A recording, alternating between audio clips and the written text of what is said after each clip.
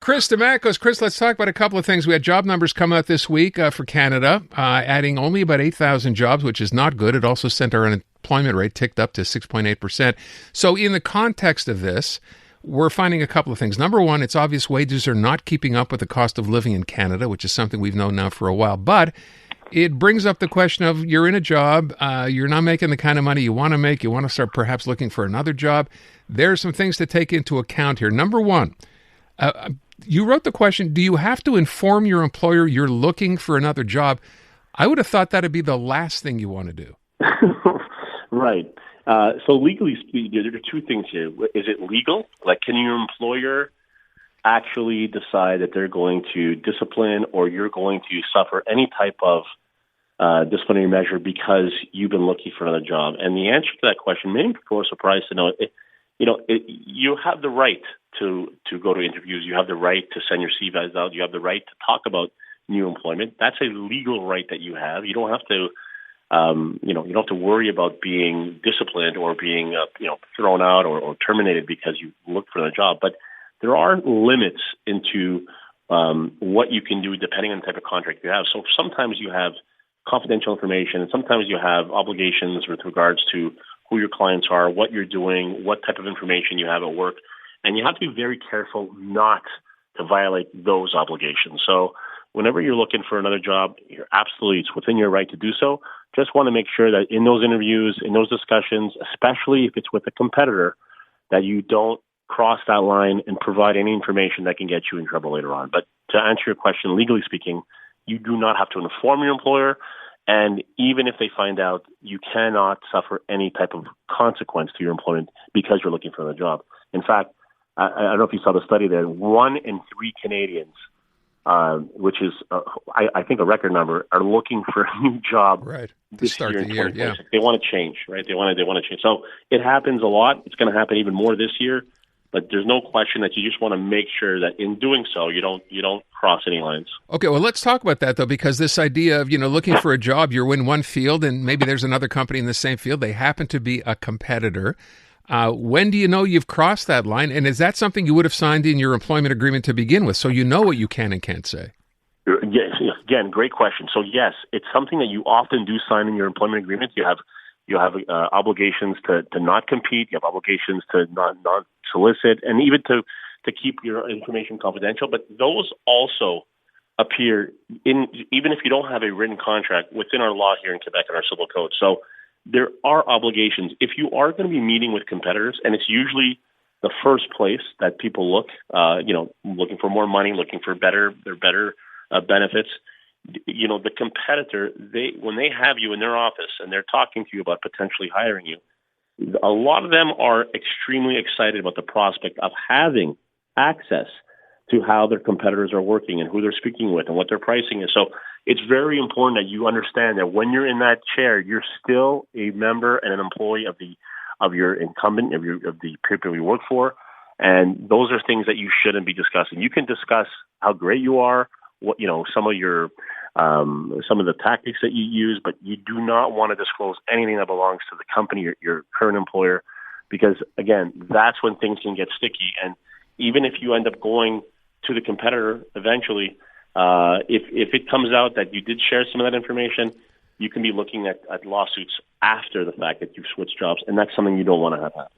So that's interesting, that part about after the fact, if you end up taking that job, right, with that competitor, same field or whatever else, and then, as you just said, it's discovered you did share that information, even though you're not working for that company anymore, you can be held liable? Absolutely. It's probably one of the most common lawsuits that we see in employment law, where one employee leaves and goes to a competitor, and the previous employer is very concerned because, their sales, their profit, all their information, their competitive information that they have, pricing and how they do business and where they source their products from and where they manufacture the product and who they use for their shipping. All this stuff allows companies to be competitive. And if you take that information and give it to an employer, a new employer, so that they can sharpen their pencil and be more cost effective, previous one won't be too happy. So, the question is, how much money do they stand to lose? And if that number gets higher and higher, the probability of them taking legal action increases substantially. And I could tell you those are probably the most contested and the ones that companies are willing to do whatever it takes, not just because this particular employee might be acting in a way to the company's detriment, but they also want to send the message that, if any employees in the company currently are thinking about doing the same thing, they're going to be met with this type of resistance afterwards. So, it's a dual prong approach. They want to first stop the bleeding and stop what's happening with the one that left, and maybe send a message to other employees who might be thinking of doing the same thing. So with respect, and I didn't think this was a valid question, but then again, you're asking it, can your current employer restrict you from taking a new job with a competitor? Now, the idea about, taking secrets over, if you haven't given any indication that you're going to share anything, they can't keep you from taking a job somewhere else just because it's a competitor, right? Well, yes. So that's again another important question that's evolving with over time. So this question 15 years ago would be an absolute yes. They can restrict you, and they use non-competes, right? So if you have an employee that's very valuable to you, that represents for you a tremendous amount of profit, whatever that comes in, well, they can restrict you. But as we've gone on, and as employment contracts have generally historically have become shorter and shorter, and there's more movement. The laws have started to restrict non-compete clauses where you cannot work. But in Quebec, it's still valid to have a restriction on where they can work. It has to be limited in how much time it's in effect, limited into geographically where the employee can work. Some companies they decide to name the actual competitor to say, hey, you can't work for these 5 competitors or anyone in this particular industry within 5 kilometers of the greater Montreal area, whatever Okay. the clause indicates. But for all the employees out there that are in a contract right now where they have these non-competes, they are limited. So your employer cannot be excessive with it. They cannot say, you can't work for 2 years for anyone in this type of business anywhere in North America. That just basically deprives you of your right to earn a living and your right to be able to pay for your mortgage and your rent and your growth. So it has to be limited in time and in scope, so that yes, there is some time there for the company to position themselves and replace you and take decisions on how they're going to deal with you after the fact. But it can go to the point where you're not able to earn a living. Last question, which is, I think, kind of interesting as well. Are you suggesting a tip here? If you are looking, speaking of the fact that it's tougher and tougher, right? If you want more money, the tip, what is, don't talk about salary? Right. I've been involved in these types of negotiations where salary is one of the main reasons why employees are looking to move. And what I've seen is the employees that negotiate terms, negotiate what their responsibilities are, negotiate what their decision-making is going to be at their job.